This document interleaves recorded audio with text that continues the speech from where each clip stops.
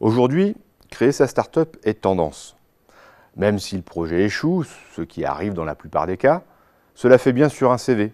C'est riche d'expérience et c'est très formateur. L'environnement actuel est très favorable à la création d'entreprises et conduit de fait à la multiplication de projets pas aboutis qui courent à l'échec.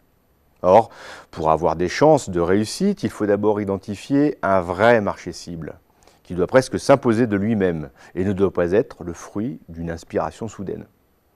Ensuite, il faut des munitions pour tenir durant la phase initiale et un réseau personnel permettant de trouver des appuis. Il faut également des qualités de leadership. Mais surtout, le projet doit faire la preuve qu'il a le potentiel pour passer à l'échelle avec un plan d'affaires viable. Et souvent, la viabilité des projets est sous-estimée car elle impose une connaissance fine et ajustée en permanence pour repérer où et comment vont se révéler les gisements de valeur qui sont à la base du plan d'affaires. Car il ne suffit pas d'avoir des inscrits. Il faut faire en sorte qu'ils soient source de revenus. Dans le domaine collaboratif, il est très simple d'avoir une idée. Il ne s'agit pas d'imaginer un produit complexe, sans prédécesseur, bourré de technologies innovantes, comme fut en son temps l'iPhone. Pour créer une plateforme dans le collaboratif, il suffit en réalité de mettre en relation par un site internet des gens qui ont un besoin et d'autres qui savent le remplir. Quoi de plus banal aujourd'hui? L'étude PIPAM nous l'a montré, les initiatives pullulent pour tout type de besoins, avec toutes sortes de formules, certaines très commerciales, d'autres fondées sur l'esprit de générosité et de partage. Mais là encore, penser que le collaboratif peut engendrer des modèles d'affaires de tous ordres procède d'une vision très naïve, comme le montre très bien MacArthur Gauthier. Selon lui, il pourrait y avoir une plateforme pour tout, mais la plupart échoueraient sans doute.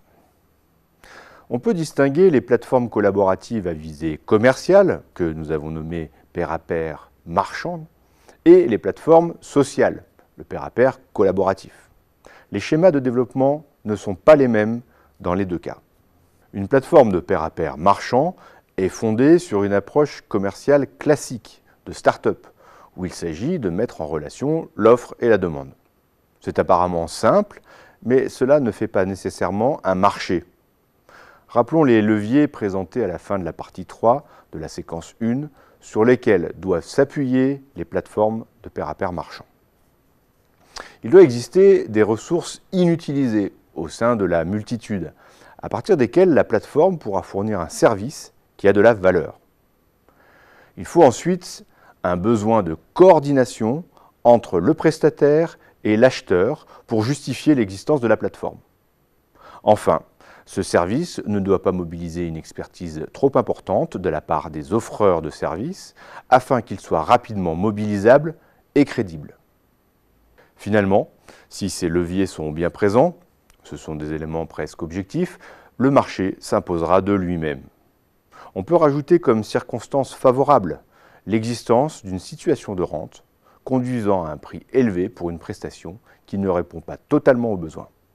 Une fois le besoin et le marché identifiés, il est important, si l'on veut développer une activité commerciale, de capter rapidement l'attention des internautes, donc d'avoir un site attractif, mais aussi obtenir un bon taux de rétention. Cela exige des compétences techniques et un sens de la communication. Il faut trouver ensuite et rapidement une communauté d'utilisateurs qui servira de promesse pour espérer lever des fonds. Ceux-ci, une fois acquis, permettront d'agrandir la communauté. On peut, dès lors, espérer qu'une spirale de succès se mette en place et que la masse critique soit dépassée. Il existe donc une spirale vertueuse de développement. L'enjeu, c'est que la multitude des utilisateurs deviennent offreurs de services et soient en mesure de satisfaire correctement les clients. La plateforme de pair à pair collaboratif fonctionne sur d'autres principes que la plateforme marchande.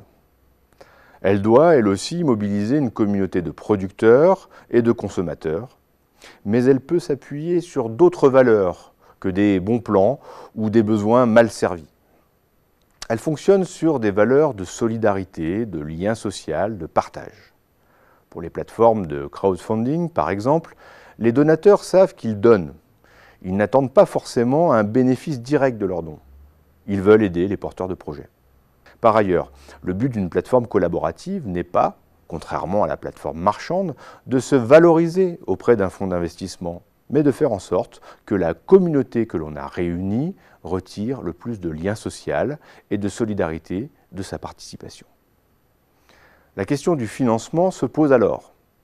Marc-Arthur Gauthier suggère qu'il serait souhaitable d'impliquer les pouvoirs publics locaux, régionaux et nationaux, car il est difficile de mobiliser des fonds privés sur de tels projets.